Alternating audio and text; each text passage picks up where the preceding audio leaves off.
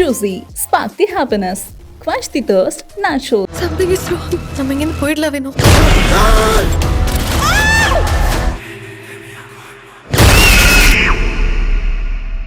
Meenakshi Faculty of Pharmacy.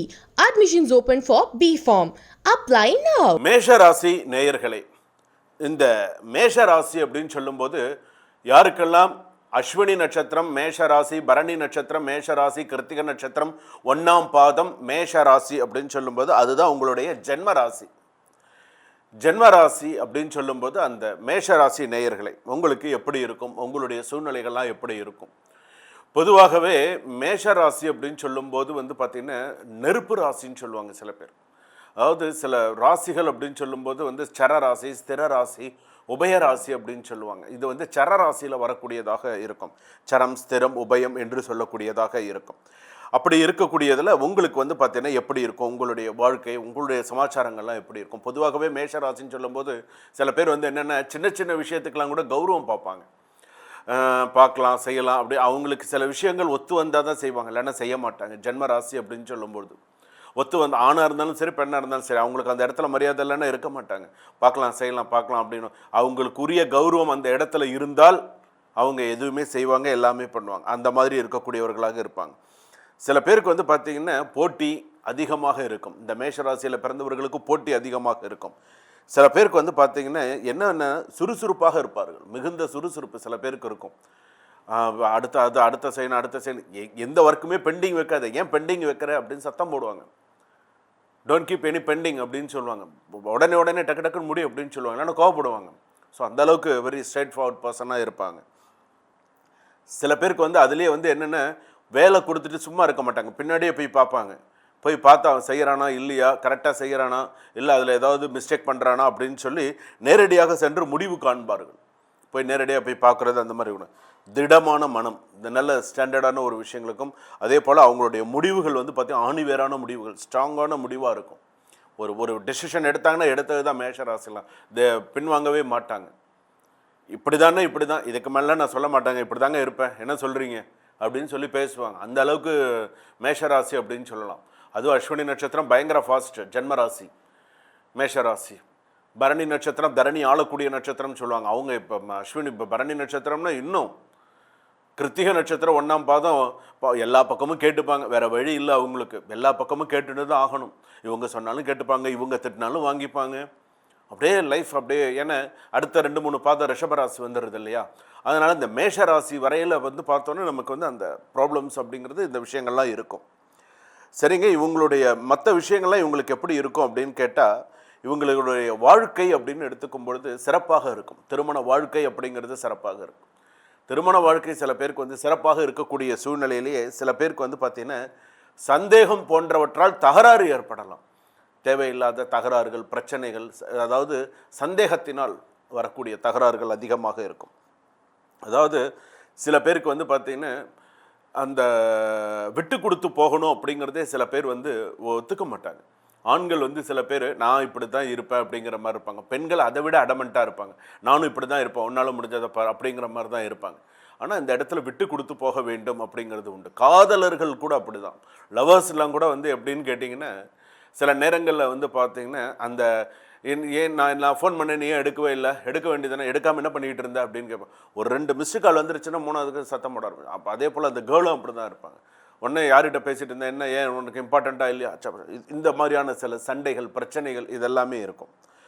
அடுத்ததாக பார்த்திங்க அப்படின்னு சொன்னால் இவங்களுடைய விவாகரத்து, மறுமணம், திருமணம் இதெல்லாம் எப்படி இருக்கும் அப்படின்னு கேட்டால், திருமணம் இந்த வருஷத்தில் சில பேருக்கு கூடி வரக்கூடிய வாய்ப்புகள்லாம் உண்டு, மறுமணம் நடக்கக்கூடிய வாய்ப்புகள்லாம் உண்டு. விவாகரத்து அப்படின்னு சொல்லும்போது சில பேருக்கு வாய்தா, பிரச்சனைகள், சில பேருக்கு பார்த்திங்கன்னா ஒரு நிம்மதியற்ற சூழ்நிலை, ஸ்ட்ரெஸ் அதிகமாக இருக்கும். என்ன போங்க, இப்போ லைஃப்பில் மத்தளத்துக்கு 2 பக்கெட் அடினா எனக்கு 4 பக்கமுமே அடியாக தான் சார் இருக்குது, எந்த ஒரு விஷயத்தை பார்த்தாலுமே எனக்கு பிரச்சனையாக தான் சார் இருக்குது அப்படிங்கிற மாதிரி விரக்தி தன்மையில் இருப்பாங்க. ஆனால் வழிபாடுகள் நல்லா பண்ணுவாங்க. சுவாமி வழிபாடு, சுவாமி சம்பந்தப்பட்ட வழிபாடுகள் இது எல்லாத்துலேயுமே பார்த்தீங்கன்னா நல்லா சிறப்பாக இருக்கக்கூடியவர்களாக இருப்பார்கள். இதில் என்னென்ன இவங்க பார்த்தீங்கன்னா பணம் சேர்க்கும் ராசி. பணத்தை சேர்க்கணும், பணத்தை சேர்த்து செலவு பண்ணுவோம், பணத்தை சேர்த்து வைக்கக்கூடிய ராசி இவங்க. சேர்க்கணும், பணம் சேர்க்கணும், பணம் சேர்க்கணுங்கிற அந்த வைராக்கியம் அப்படிங்கிறது அவங்களுக்கு நிறையா இருக்கும். நீங்கள் உங்களுக்கு வந்து கடன்கள் கூட இருக்கலாம். கடன் சில பேருக்கு வந்து கடன் இருக்கும், பணம் சேர்த்து வைப்பாங்க, கடன் அடைப்பாங்க, கடன் வாங்குவாங்க, கடன் கொடுக்கறது அப்படிங்கிறதெல்லாம் இருக்க தான் இருக்கும். சில பேர் வந்து பார்த்தீங்கன்னா சுய தொழில் மூலம் சில பேருக்கு பெரிய அளவில் வருமானம் வரும். சில பேருக்கு வந்து சொந்த தொழில் செய்பவர்களுக்கெல்லாம் நல்ல வருமானங்கள். சொந்த தொழில் அப்படின்னு எடுத்துட்டோம் அப்படின்னு சொன்னால் ஒரு பேக்கரி ஷாப் வச்சுருக்கிறவங்க, ஒரு டீ கடை வச்சுருக்கிறவங்க, ஒரு சின்னதாக ஒரு ஹோட்டல் வச்சுருக்கிறவங்க, சின்ன சின்ன ஒரு சிறு குறு வியாபாரிகள், இவங்களுக்கெல்லாம் ஓரளவுக்கு இந்த வியாபாரங்கள் அப்படிங்கிறது ஓரளவுக்கு இந்த ஜென்மராசியில் ஓரளவுக்கு அவங்களுக்கு நல்ல ஒரு சில விஷயங்கள்லாம் அவங்களுக்கு வரும். அதெல்லாம் வரும்போது வந்து பார்த்திங்கன்னா சில பேருக்கு வந்து பார்த்திங்கன்னா ஆசைகள் அதிகமாக இருக்கும். ஆசைகள் அப்படிங்கிறது கம்மியாக இருக்கணும். ஆசைகள் இருக்கலாம், பேராசையாக இருக்கக்கூடாது. அதனால் இந்த காலகட்டத்தில் நீங்கள் தெரிந்து கொள்ள வேண்டியது அப்படின்னு சொல்லும்போது சில விஷயத்தில் நீங்கள் கவனமாக இருக்க வேண்டும். தொழில் விஷயம்னு எடுத்துட்டா கூட்டு சேர்ந்து செய்யலாமா, செய்யக்கூடாதா, எப்படி செஞ்சால் நமக்கு நன்னா இருக்கும், கொஞ்ச நாள் வரைக்கும் சேர்ந்து செய்கிற மாதிரி இருக்கும், திடீர்னு சண்டை வந்து பிரிஞ்சிருவாங்க. ஸோ நம்ம ராசிப்படி நம்ம செய்யலாமா, நமக்கு எப்படி இருக்கும் அப்படிங்கிறதெல்லாம் அனுசரித்து சில விஷயங்களை நாம் செல்ல வேண்டும். அடுத்ததாக வந்து பார்த்திங்கன்னா வேலை அப்படின்னு எடுத்துனோன்னு வச்சுக்கோங்க. வேலையில் இருக்கிறவங்க ஒரு ஐடியில் வேலை பார்க்குறவங்களா இருக்கட்டும், ஒரு தனியார் நிறுவனத்தில் வேலை பார்க்குற ஒரு கலைத்துறையில் இருக்கக்கூடியவர்களாக இருக்கட்டும், வேலை அப்படின்னு அவங்க வந்துட்டாங்க அப்படின்னு சொன்னால் அந்த வேலையில் வந்து பார்த்திங்கன்னா தன்னம்பிக்கையுடன் நெருக்கடிகளை கடக்கக்கூடியவர் அப்படின்னு சொல்லுவோம். அவங்களுக்கு ஒரு தன்னம்பிக்கை இருக்கும். எவ்வளோ நெருக்கடி கொடுத்தாலும் சரி பரவாயில்ல, நான் சமாளிச்சுக்கிறேன்னு போயிட்டே இருப்பாங்க. மேல் அதிகாரிகளுடைய கோபத்திற்கு அடிக்கடி ஆளாகக்கூடிய ராசி மேஷ ராசி. சும்மாவே ஏதாவது சொல்லிகிட்டு இருப்பாங்க. இவன் சரியாக செய்யலைன்னு வச்சுக்கோங்களேன், கேட்கணுமா, அவன் மேலே ஒரு பாயிண்ட் வச்சதுதான். மேலதிகாரிகள் வந்து பார்த்திங்கன்னா அவன் செய்கிறானா பண்ணுறானா பாருங்க, இல்லைன்னா தேவையில்லைன்னா எடுத்துருங்க அப்படின்வாங்க. அந்த அளவுக்கு சில விஷயங்கள்லாம் இருக்கும், கவனமாக இருக்கணும். அதாவது வந்து சில பேர்லாம் வந்து பார்த்திங்கன்னா சக ஊழியர்களோட கூட சில பேர் ஒத்து போக மாட்டாங்க, பிரச்சனைகள் நிறையா வரும். அதனால் கொஞ்சம் பார்த்து நிதானித்து சில விஷயங்கள் நம்ம என்ன செய்யணும். வேலையில் உங்களுக்கு கமிட்மெண்ட்ஸ் நிறையா இருக்கா, வேலையில் நீங்கள் கொஞ்சம் பார்த்து தான் செய்யணும். அதுவும் அரசாங்க உத்தியோகத்தில் இருப்பவர்கள் மிகுந்த கவனத்தோடு இருக்க வேண்டும். இல்லைன்னா உங்களுக்கு வந்து உங்கள் ஜென்மராசி பலன் என்ன தெரியுமா பண்ணும், பிரச்சனைகளை ஏற்படுத்திவிடும். தேவையில்லாத அவப்பெயர்கள், தேவையில்லாத விஷயங்கள், தேவையில்லாத சில விஷயங்கள் எல்லாம் உங்களுக்கு கொண்டு போயிடும். அப்போ உங்களுக்கு பிரச்சனைகள் அதிகமாகிடும். அப்போ நீங்கள் கவனமாக நிதானித்து செயல்பட வேண்டும். குடும்பத்தில் வந்து பார்த்திங்கன்னா பெண்கள் வந்து பார்த்திங்கன்னா அம்மா மேலே ரொம்ப பாசமாக இருப்பாங்க, அப்பா கூட நிறைய கருத்து வேறுபாடுகள் இருக்கும். மேஷராசியில் பிறந்தவர்கள் குழந்தைகள் சில பேருக்கு வந்து பார்த்திங்கன்னா தாமதமாக தோன்றக்கூடும். இந்த மாதிரிலாம் இருக்கும். உடல் நலம் அப்படின்னு நம்ம எடுத்துட்டோன்னே மூளை அழுத்தம், தலைவலி, மார்பு சளி, அப்புறம் வந்து திடீர் கோபம், இரத்த அழுத்தம், அப்புறம் வந்து பார்த்திங்கன்னா மூட்டு வலி, இந்த மாதிரியான பிரச்சனைகள்லாம் நிறையா வரும். மாணவிகள் படிப்பில் நிறைய கவனம் செலுத்த வேண்டும். இப்போ இருக்கக்கூடிய கவனங்கள்லாம் பத்தாது. உங்களுடைய பூர்வ ஜென்ம கர்மா அப்படின்னு ஒன்று இருக்குது. பூர்வ ஜென்ம கர்மான்னா கோபம், ஆணவம், நேர்மையுடன் கூடிய தீவிர மனோபாவம். இதுவே உங்கள் பூர்வ ஜென்ம கர்மாவை வடிவமைக்கிறது அப்படின்னு சொல்லலாம். பிறவி கடன்களை தீர்க்கவே சில உறவுகளில் துரோகம் நடக்கும். இந்த வரிகளை நீங்கள் ஞாபகம் வச்சுக்கணும். அப்போ நீங்கள் என்ன பண்ணணும், நீங்கள் செய்ய வேண்டிய பரிகாரம், நீங்கள் செய்ய வேண்டிய விஷயம், உங்களுக்கு நேரம் கிடைக்கும்போது உங்களுடைய ஜென்மராசி பலன் மேஷ ராசிக்குன்னு சொல்லும்போது வயலூர் முருகப்பெருமானை வழிபாடு செய்யுங்கள். உங்களுக்கு நீங்கள் அமோகமாக இருப்பீங்க. அஸ்வினி நட்சத்திரம், பரணி நட்சத்திரம், கிருத்திகை 1ஆம் பாதம் முடிய வயலூர் முருகன் கோவில் தரிசனம் பண்ணுங்கள். பக்த ஆஞ்சநேயரை வழிபாடு பண்ணுங்கள். திருநள்ளாறு போயிட்டு சனீஸ்வர பகவான் வழிபாடு பண்ணுங்கள். செவ்வாய்க்கிழமையில் பிள்ளையார் வழிபாடு பண்ணுங்கள். இதெல்லாமே உங்கள் ராசிக்கு சிறப்பாக இருக்கும். அதிர்ஷ்ட எண்கள் 9.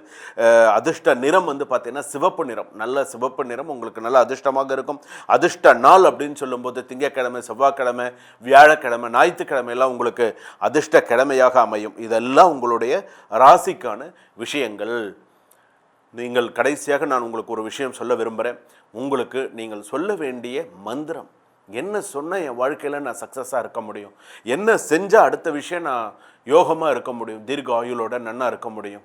நீங்கள் சொல்ல வேண்டிய மந்திரம் ஓம் சாம் சரவண பவாய நமஹா, ஓம் சாம் சரவண பவாய நமஹா, ஓம் சாம் சரவண பவாய நமஹா.